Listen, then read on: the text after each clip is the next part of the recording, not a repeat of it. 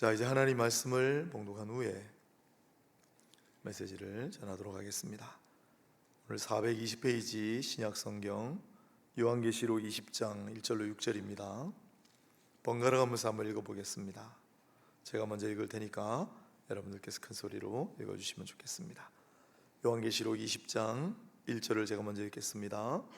또 내가 봄에 천사가 무저갱의 열쇠와 큰 쇠사슬을 그의 손에 가지고 하늘로부터 내려와서 영을 잡으니 곧 뱀이요 마귀요 사탄이라 잡아서 천년 동안 결박하여 무저갱에 던져넣어 잠그고 그 위에 임봉하여 천년이 자도록 다시는 만국을 미혹하지 못하게 하였는데 그 후에는 반드시 잠깐 노일이라. 또 내가 보좌들을 보니 거기에 앉은 자들이 있어 심판하는 권세를 받았더라. 또 내가 보니 예수를 증언함과 하나님의 말씀 때문에 목배임을 당한 자들의 영혼들과 또 짐승과 그의 우상에게 경배하지 아니하고 그들의 이마와 손에 그의 표를 받지 아니한 자들이 살아서 그리스도와 더불어 천년 동안 왕노릇하니 그 나머지 죽은 자들은 그 천년이 차기까지 살지 못하더라. 이는 첫째 부활이라. 이 첫째 부활에 참여하는 자들은 복이 있고 거룩하도다. 둘째 사망이 그들을 다스리는 권세가 없고 우리여 그들이 하나님과 그리스도의 제사장이 되어 천년 동안 그리스도와 더불어 왕노릇하리라. 아멘. 설교 제목은 천년왕국입니다. 이 요한계시록 20장 천년왕국이라고 불리는 본문인데, 제가 옛날 자료들을 쭉 찾아보니까 한 번도 천년왕국을 주제로 설교를 한 적이 없었습니다. 대전에서도 부산에 와서도 우리 교회 와서도 물론 새벽에는 좋은 게 새벽에는 모든 본문을 다 다루니까 얼마 전에 요한계시록 할 때 제가 새벽에 천년왕국 조금 소개를 했습니다. 그래서 이제 우리 교회는 조금 설교를 해도 괜찮지 않을까. 그래서 오늘 조심스럽지만은 한번 천년왕국을 다뤄보도록 생각을 했습니다. 오늘 잘 이해를 하시면 좋겠네요. 또 우리가 지난번 새벽 기도회 때 다루었기 때문이기도 하고 지금 또 시국인지라 이 말씀이 또 아주 시의에 적절하다고 생각합니다. 트럼프의 미국이 다시 출발했습니다. 트럼프 대통령이 지난번 말고 지지난번 대통령이었는데 다시 미국 대통령이 돼서 임기를 시작한 날이네요. 이제 트럼프가 다시 집권하여 다스리고 갈 이 미국은 어떤 나라가 될까 잠못 궁금해집니다. 미국도 미국이지만 요즘 나라가 무엇인지, 통치란 무엇인지, 민주주의란 무엇인지, 법치주의란 무엇인지 우리 돌아보게 되는 그런 시간들을 보내고 있지요. 정말 큰일입니다. 뭐가 큰일이냐면 앞으로가 걱정입니다.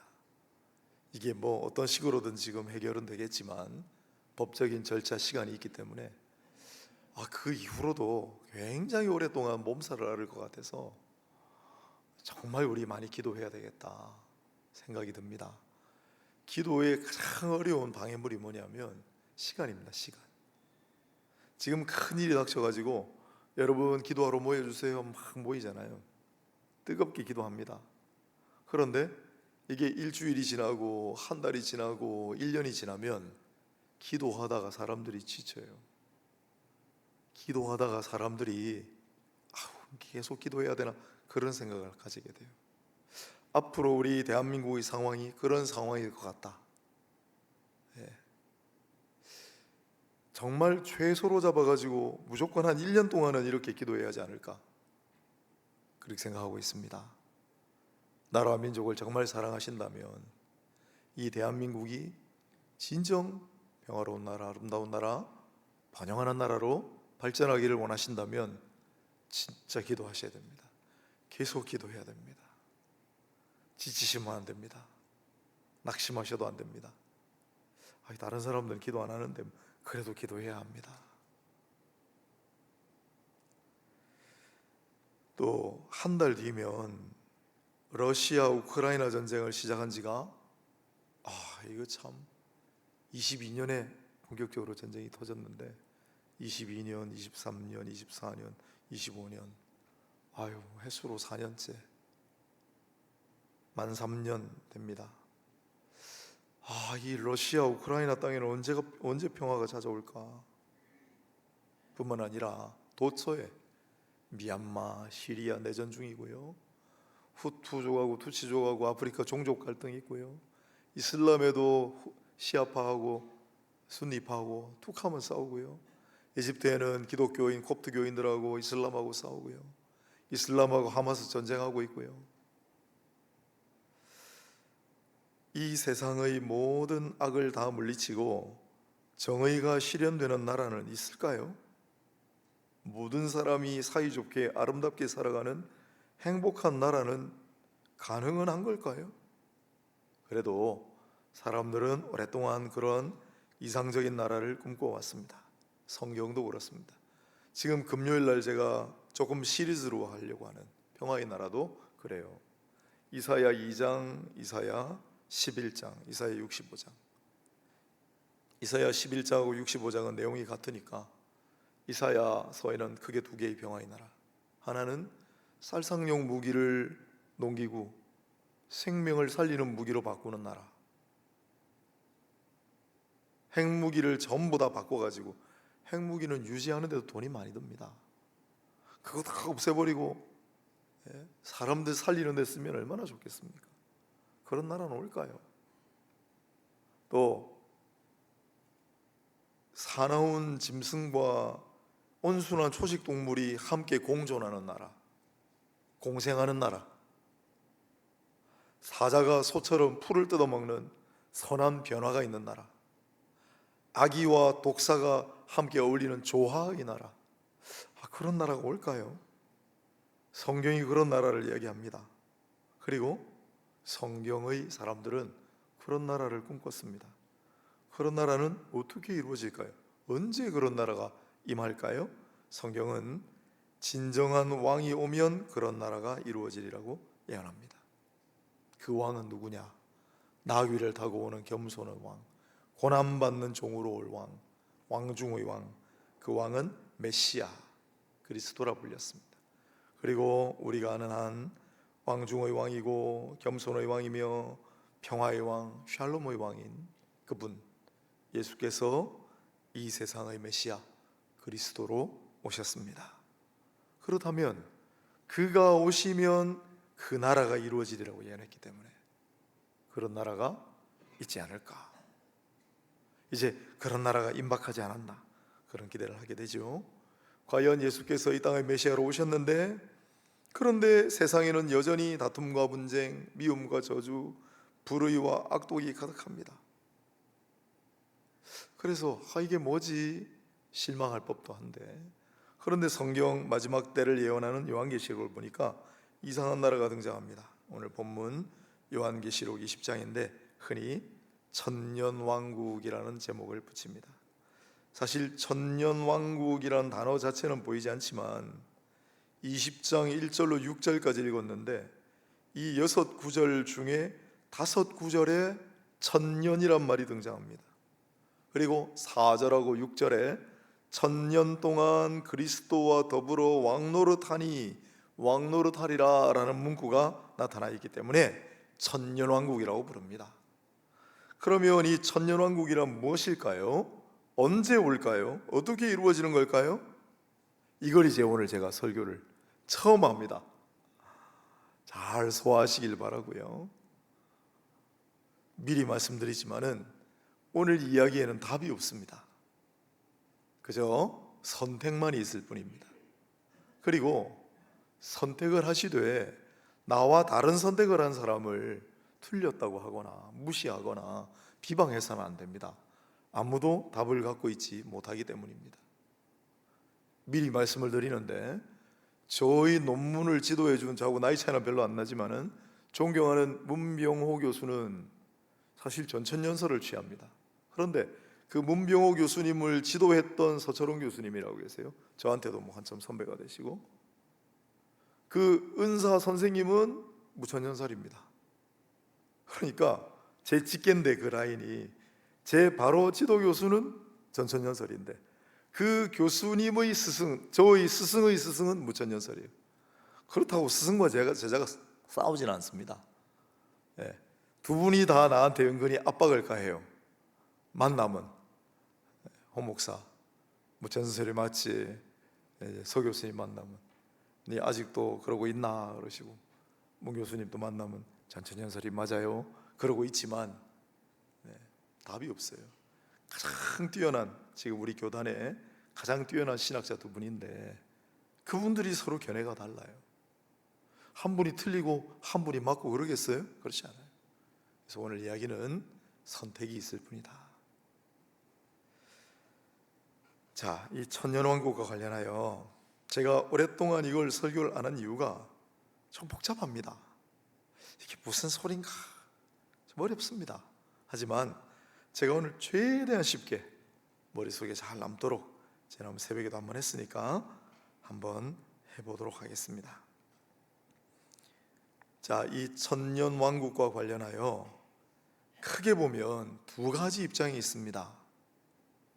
하나는 천년이라고 오늘 5번이나 나오는 천년이라고 하는 단어를 문자 그대로 천년으로 보는 입장입니다. 이 입장이 가지수는 많습니다. 그런데 또 하나는 천년을 문자 그대로의 천년이 아니라 그냥 상징적인 숫자로 보는 입장입니다. 문자 그대로 천년을 주장하는 견해는 또 두 개로 나뉘는데, 하나는 후천년설이고 하나는 전천. 머리가 아프기 시작하죠. 네, 다시 해보겠습니다. 천년이 지금 5번이나 등장하잖아요. 그러면 이 천년이 진짜 숫자로 천년인가, 아니면 상징적으로 그냥 천년이라고 오랜 기간을 상징적으로 쓴 건가로 나눌 수 있다 이 말입니다. 그러면 여러분이 아마 생각하시기에 아니 전부 천년이라고 해놨는데 왜 이걸 상징이라고 보느냐, 그렇게 생각이 드시죠? 왜 이걸 상징이라고 보는지 그것부터 설명하겠습니다. 오늘 본문에 여러 번 천년을 말하는데 왜 상징으로 볼까? 그분들은 앞선 본문인 19장을 보십시오. 앞선 본문인 19장이 예수님의 재림과 관련된 어린 양의 혼인잔치의 내용입니다. 19장 9절을 보세요.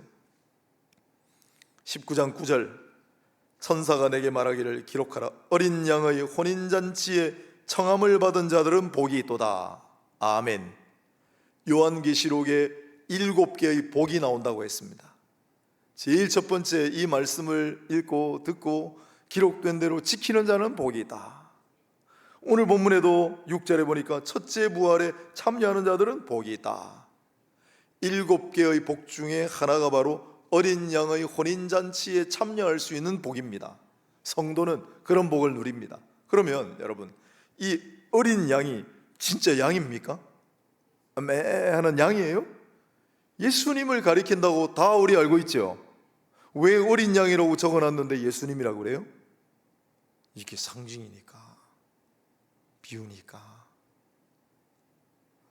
오늘 본문도 한번 볼까요? 2절을 보세요. 용을 잡으니 옛 뱀이요 마귀요 사탄이라. 용이 나오고 뱀이 나오죠. 이게 우리가 아는 진짜 그 용, 또 꼬불꼬불 기어가는 그 뱀입니까? 아니죠. 다 아니라고 생각하시죠? 왜냐하면 뒤에 해설을 해놨네요. 마귀요 사탄이라. 여기는 아예 해설을 해놨지만 다른 본문에는 요한계시록에 짐승이 많이 나와요. 머리에 뿔이 달린 짐승. 그런데 그걸 진짜 짐승이라고 생각하십니까? 사탄 마귀의 상징이라고 생각하시잖아요. 지금 마음속으로는 다 그렇다고 지금 하고 계시는 거죠. 그렇게 양을 양이라고 하지 않고 뱀을 뱀이라고 하지 않잖아요. 마찬가지로 여기 천년도 그렇게 상징적으로 볼 수 있다는 거예요. 똑같은 본문이잖아요. 또 2절도 용을 잡으니 옛 뱀이요. 용과 뱀을 상징으로 해석을 하는데 천년을 상징으로 해석하지 못할 게 뭐가 있나? 그래서 실제로 천년이라고 하는 숫자가 아니라 이건 긴 기간, 가리키는 하나의 상징수다라고 보는 사람이 처음으로 등장한 것이 기독교 역사에 어거스틴이라는 사람이에요. 이 어거스틴이라는 사람은 우리 기독교 역사에 엄청난 영향력을 가진 인물이었기 때문에 어거스틴이 무천년설로 해석을 하면서 엄청난 파급력이 있었고, 우리 종교개혁의 선배였던 루터나 칼빈 같은 사람들도 이러한 견해를 지지합니다. 우리는 종교개혁의 후예이기 때문에, 개혁교회의 후예이기 때문에, 그래서 어떤 분들이 우리 개혁교회의 신학의 입장은 무천년설이다라고 하는 주장도 여기서 비롯된 거예요. 그러나 우리 개혁교회를 다니는 개혁교회의 신앙과 신학을 하는 사람들이 전부 무천년설을 지지하지는 않습니다. 하지만 어거스틴이 주장하면서 루터와 칼빈 종교개혁자들도 따랐기 때문에 이걸 상징적으로 해석했다. 무천년설. 그러나 원래 우리 교회의 신학자들은, 원래 우리 교회의 선생님들은 문자적으로 문맥적으로 해석해야 한다고 보았습니다. 성경이 거듭해서 한 번도 아니고 두 번도 아니고 세 번도 아니고 네 번도 아니고 무려 5번이나 천년을 강조하니까 이 문자적인 의미를 외면할 수 없다고 보았습니다. 하지만 이런 입장은 천년왕국, 그러니까 천년왕국이 실제로 있다고 보는 거예요. 문자로 5번이나 천년이라고 했으니까. 그런데 이 천년왕국이 예수님의 재림, 19장이 예수님의 재림이라고 그랬잖아요. 이 예수님의 재림과 관련하여 천년왕국이 언제 오느냐에 따라 두 개의 학설로 나뉘었습니다. 하나는 예수님의 재림을 19장이 다루고 그 다음에 20장 천년왕국이 나오니까 예수님의 재림이 먼저 있고 그 다음에 천년 동안 다스리는 천년왕국이 일어난다는 의미에서 이 천년왕국 전에 예수님이 재림하신다 그래가지고 전천년설이에요. 또 하나는 이게 시간적인 선으로 된 게 아니라, 성경이 그런 경우가 많이 있습니다. 사사기도 그렇고 꼭 시간적으로 배열한 건 아니에요. 예레미야서를 읽어보세요. 왔다 갔다 해요. 요시야 왕하다가 여호야김 하다가 시드기야 왕하다가 다시 여호야김으로 돌아갔다가, 성경이 꼭 시간 순으로 연대 순으로 배열된 건 아닙니다.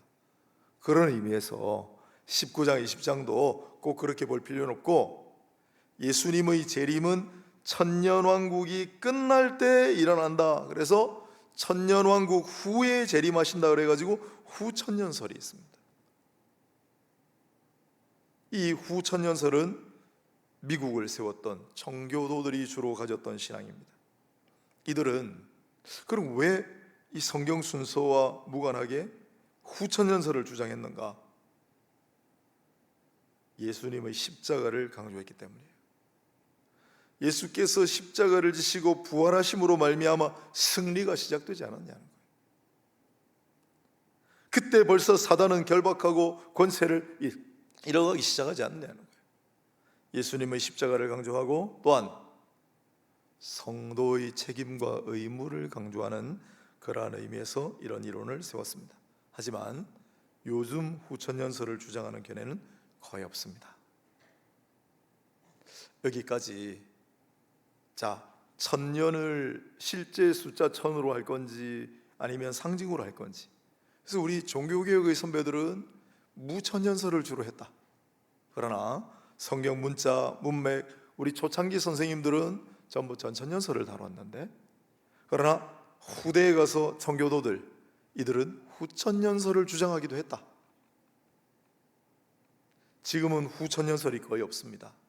그래서 오늘은 여러분들께서 그냥 제가 생각할 땐 전천년설하고 무천년설 둘 중에 하나를 선택하시면 돼요. 설교 다 들어보시고 충분히 이해가 되시면, 아, 나는 전천년설을 해야 되겠다, 나는 무천년설이 맞는 것 같다.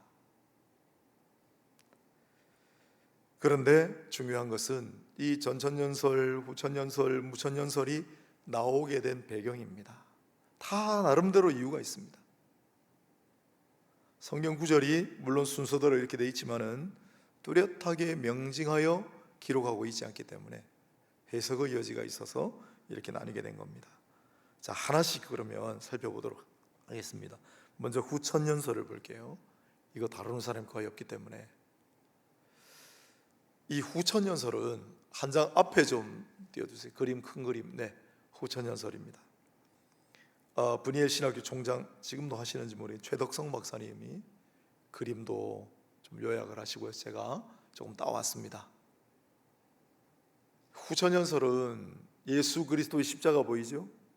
십자가가 서기 시작하는 순간부터 천년왕국의 시대가 시작이 되었다. 이제 그런 가능성입니다. 그리고 실제 숫자 천년은 이제 어느 시기부터 여기까지 천년이라고 생각하는 거예요. 그 천년왕국 시대는 그러므로 신약의 시대에 있게 됩니다. 그 다음에 천년왕국이 끝날 즈음 예수께서 재림하세요. 그리고 마지막 심판하시고 새하늘과 새 땅에 새 예루살렘이 이루어진다, 이렇게 되어 있습니다. 이게 천년왕국이 끝날 때 예수님이 재림하신다, 그래서 후천년설이에요. 왜 이런 생각을 하게 됐을까? 그게 중요하잖아요. 그 다음 장면입니다. 예수님의 십자가를 중시하는 거예요. 예수님의 십자가, 예수님의 십자가는 얼마나 중요한가? 예수께서 십자가 상에서 승리하시지 않았나? 이걸 굉장히 높이는 거예요. 그래서 그때부터 시작이에요. 사단의 머리를 그때부터 밟았고, 그 다음에 이 후천년설은 날이 갈수록, 세월이 갈수록 세상은 점점 좋아질 거라는 낙관적인 생각이 있었습니다. 발전할 거라는 생각이 있었어요. 그리고 그 세상이 좋아지고 발전한다는 건 물론 문명이 발전하고 그런 것도 되지만은 땅끝까지 복음이 전해져야 되잖아요.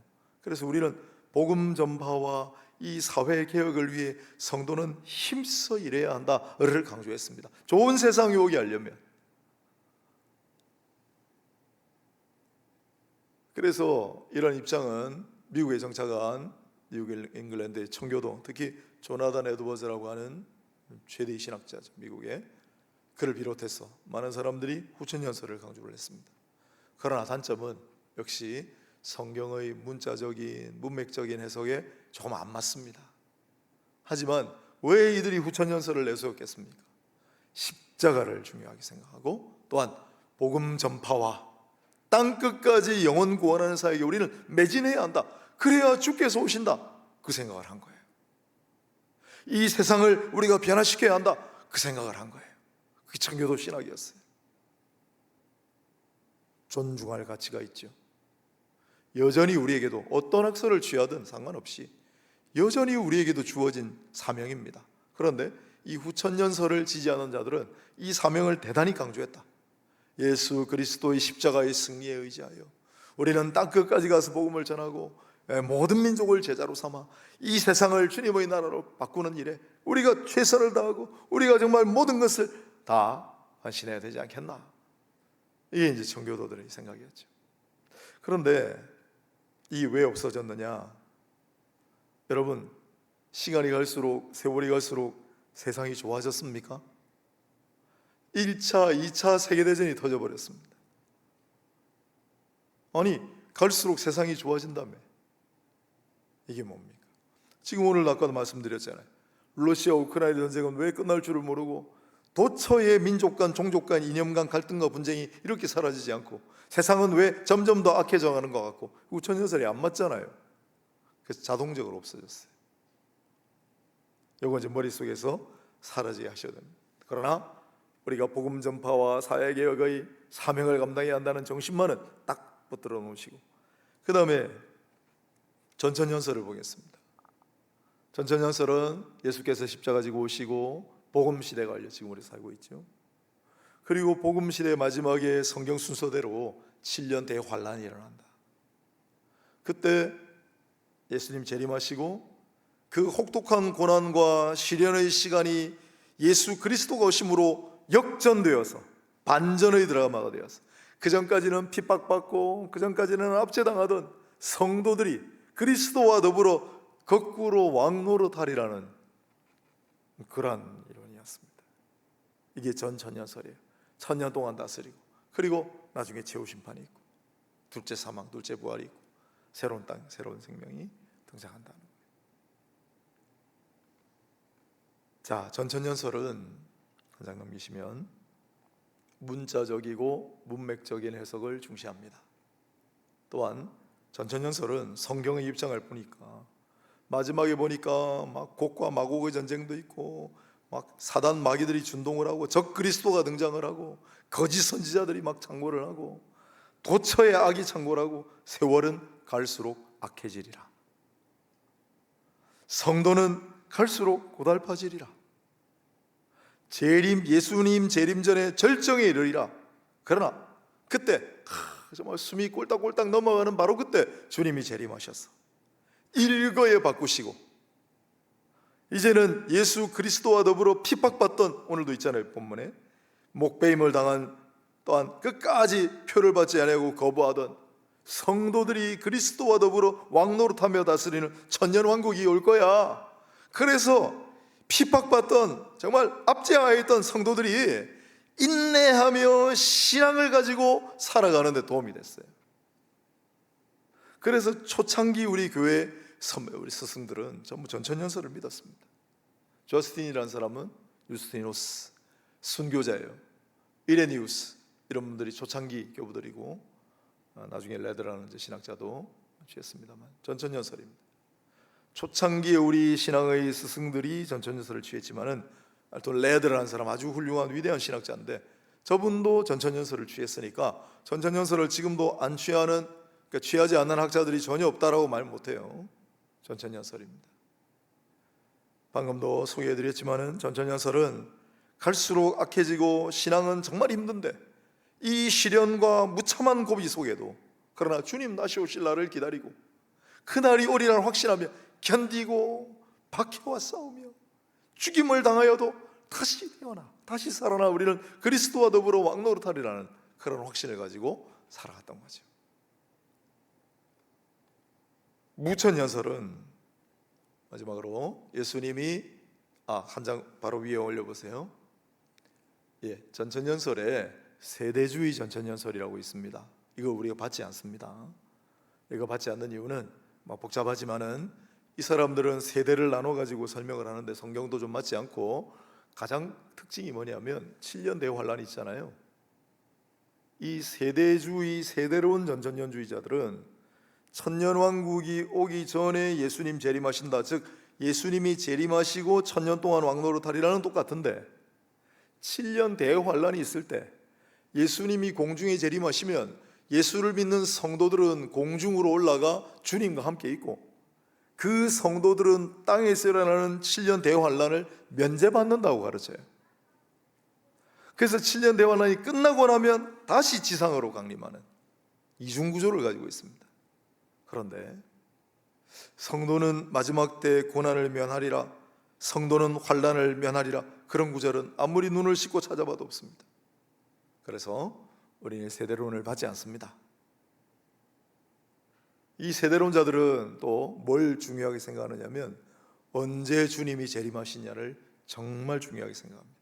다미성교회. 그래서 몇 월 며칠에 주님이 재림하시면 우린 전부 공중으로 올라간다. 공중으로 올라가 있는 동안에는 화를 면해요. 그래서 휴거를 중요하게 생각하는 거예요. 우린 그렇지 않아요. 세대로는 우리가 받지 않습니다. 이건 그냥 지워버리시고, 그 다음 무천년설. 예수님 십자가로 오셨죠. 그 다음에 예수 믿고 영접을 하고, 그 다음에 언젠간 예수님이 오실 거다. 그 기간에 오래 걸린다. 그리고 심판하시고 새하늘과 새 땅이 올 거다. 그러니까 앞에 천년이든 뒤에 천년이든 그런 천년왕국은 없다. 예수께서 다스리시는 기간이 바로 예수님의 왕국이다. 그래서 무천년설이라고 그래요. 이거의 배경은 이렇습니다. 한 장 넘기시면요, 예수님의 십자가를 중시합니다. 예수께서 이 땅에 오셔서 십자가 지심으로 승리하셨다. 그 다음에 세상이 좋아지든 나빠지든 관계없어요. 후천년설은 세상이 갈수록 좋아질 거야 라고 생각했고, 전천년설은 세상이 갈수록 안 좋아질 거야 라고 생각했어요. 그러나 무천년설은 그걸 어떻게 아나? 그리고 세상이 갈수록 좋아지든 세상이 갈수록 나빠지든 그 관계 있나? 천년을 문자적으로 보잖아요. 그래서 실제로 천년 동안 다스리고 그런 게 중요한 게 아니라 그리스도께서 내 마음에 오셔서 그리스도께서 내 마음을 다스리시고 그리스도께서 내 삶을 통치하시는, 그게 바로 천년왕국 아니겠나 생각하는 거예요. 그래서 무천년자들은 항상 뭘 강조합니까? 항상 깨어있으라. 주님 언제 오실지 알 수 없으니. 그리고 늘 우리의 신앙을 경건하게 유지하고, 우리의 삶, 또 우리 교회 가운데라도 그리스도의 왕국이 조금 그 흔적과 자취라도 보일 수 있도록 해야 되지 않겠나. 천년왕국이 언제 올지 그것만 넉넉히 기다리지 말고 지금 우리가 살아가는 여기에 지금 하나님의 왕국을 이루어야 되지 않겠냐라고 생각하는 거예요. 무천년설은.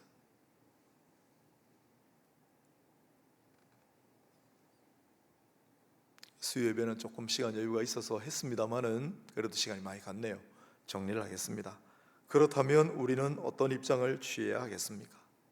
일단 전천년설하고 무천년설의 두 견해 중 하나를 고르는 것이 무방하지만은, 그러나 후천년설을 주장했던 청교도들의 취지도 무시하지 말고 습득하고 적용해서 실천해 나가야 합니다. 후천년설은 아까도 말씀드렸지만은 예수께서 이 땅에 오시고 십자가의 승리를 강조하고 복음 전파와 사회 개혁의 성도의 책임과 교회의 의무를 강조합니다.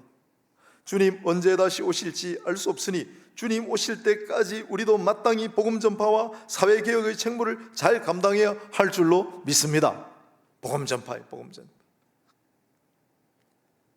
전천년설은 성도의 인내와 신앙의 사수를 강조합니다. 비록 내가 지금 목배임을 당해도 나는 언젠간 다시 부활할 것이고, 주님 오시는 날 부활해서 주님과 더불어 내가 거꾸로 왕노릇하며 천년간 다스리리라. 그런 신앙을 확신 가지고 눈앞의 어려움과 시련, 압제, 박해를 견뎌내겠습니다. 어려운 고난의 시간이 지나고 주께서 오시면 반전의 드라마가 일어나 핍박받는 성도들이 거꾸로 왕노릇하는 나라가 오게 될 것이다. 이것이 어려운 시대를 살아가는 사람들에게 무척 힘이 되었습니다. 이번에 이제 대마도를 교육자들하고 가서 다시 마리아 신사를 찾았어요. 부산 침례교회 김종성 목사님을 대마도 가서 만났거든요. 그 팀도 교육자 수련회를 왔어요. 참 신기한 일도 다 있습니다. 그래 김종성 목사님한테 물어봤어요. 마리아 신사는 갔다 왔어요 하니까 그게 뭐예요? 그러시더라고요. 몰라요. 마리아 신사가 있어요. 마리아라는 여인 영세명입니다. 세례명. 세례명 마리아 여인을 신으로 만든 신사가 있어요.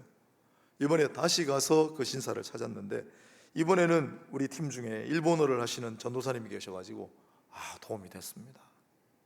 지난번에는 까막눈이라 표지판에 뭐라고 써놨는데 읽을 수가 있어야죠. 겨우 마리아만 읽고 왔는데 이번에 표지판에 적혀있는 글씨를 해석을 해주시는데 소름이 돋았습니다. 그 신사 해놓고 거기 뭐라고 써놨는 줄 아세요? 이 마리아라고 하는 여인은 신앙생활을 잘했고 비록 쫓겨났지만 죽을 때까지 신앙을 지켰다. 그걸 신사에다가 적어놨어요. 1601년에 집에서 쫓겨납니다. 정치적인 이유로. 1619년에 죽었습니다. 대마도 나가사키를 전전하면서. 그런데 신사에다가 그 일본 사람들 안 믿잖아요, 하나님을. 그런데도 신사에다 그렇게 적어놨어요. 이 여인은 신앙이 참 훌륭했고 죽을 때까지 신앙을 지켰다. 여러분, 그 시대에 하나님 믿는 사람이 누가 있습니까? 하나님 믿는 데 대한 핍박과 박해가 얼마나 극심했습니까? 그런데 끝까지 신앙을 버리지 않고 끝까지 신앙을 지키고, 물론 체계적인 교육을 받고 성경을 잘 알았으리라고 생각은 안 들지만은 성도의 신앙입니다. 인내하는 신앙입니다. 핍박을 받아서 집에서 쫓겨나 대마도에서 나가사키까지 어린 아이를 안고 전전하는 고달픈 인생이었지만 그렇게 방랑하는 20년 가까운 세월을 신앙을 지키며 살았다니, 참 일본인이지만은 정말 숙연해지는 그런 시간이었습니다. 무천년설은 주님이 언제 오실지 알 수 없으니 항상 깨어있으란 말씀이 가장 어울리는 견해이기도 합니다. 또한 이 세상 나라에 천년왕국이 오는지 어떤지보다 내 마음에 그리고 내 삶에 그리스도의 통치가 이루어지는 것이 중요하다고 보는 입장이니 경건한 신앙생활에 가장 어울리는 입장이기도 합니다. 우리가 어떤 견해를 취하든 무천년설의 그런 중심적인 본질, 늘 깨어 있어서 경건하며 내 삶과 내 가정과 내 마음에 그리스도의 왕국이 이루어지기를 바라며 살아가는 정신, 그것은 무천년설의 장점입니다. 그걸 우리는 습득하고 그걸 적용하고 그건 실천하며 나가야 합니다. 어떤 견해를 취하든. 말씀을 정리하겠습니다. 이 시대를 바라보면 답답합니다. 이 땅에 평화의 나라는 올까? 진정 모든 이들이 행복해하는 나라는 존재할까? 악독과 불의가 사라지는 참된 정의의 나라가 있기는 할까? 그래도 우리는 소망을 가집니다. 왜냐하면 우리가 가장 중요하게 여기는 하나님의 말씀, 성경에 평화의 나라가 예언되어 있고 그가 오심으로 왕국이 이루어질 거라고 약속하셨기 때문에 영원한 평화의 나라, 영원한 정의의 나라, 영원한 행복의 나라가 반드시 오리라고 약속하셨기 때문에 우리는 소망을 가집니다. 그러나 언젠가 주님이 오시면 그런 나라가 이루어지리라고 믿습니다. 하지만 그때까지 넉넉히 기다릴 것이 아니라 우리의 마음이라도, 우리의 가정이라도, 우리의 삶 속이라도 그런 나라가 이루어지도록 해야 하지 않겠습니까? 우리가 사는 영역만이라도 그런 나라의 자취와 흔적이라도 있게 해야 하지 않겠습니까? 이 평화의 나라, 행복한 나라, 영원한 아름다움의 나라, 이 나라에 가장 근접한 가능성이 가장 높은 곳은 교회입니다. 교회에서만이라도 그러한 나라가 이루어지도록 해야 하지 않겠습니까? 더 나아가 이 세상 아무리 악하고 가능성이 없어 보이고 너무 부패하고 하지만 그래도 우리에게 주어진 사명, 복음 전파와 영혼 구원과 사회의 소금과 빛이 되라고 하신 사명을 따라 되든 안 되든 우리가 세상을 부딪혀 그래도 우리가 할 수 있는 것 최선을 다해서 하나님의 나라가 그곳에도 흔적과 자취를 남길 수 있도록 해야 하지 않겠습니까? 오늘 무천년설하고 전천년설 둘 중에 하나를 잘 생각해 보시고, 그러나 무천년설, 전천년설, 후천년설이 가지는 입장의 배경과 그 정신을 잘 생각하셔서 우리 그 정신을 잘 습득하여 우리 주님 다시 오시는 그날까지 최선을 다해 하나님의 나라가 우리 마음과 가정과 교회와 이 세상에 조금씩이라도 이루어지도록 그렇게 주님을 대망하며 주님을 바라보며 헌신하는 저와 여러분이 다 되시기를 주의 이름으로 축원합니다.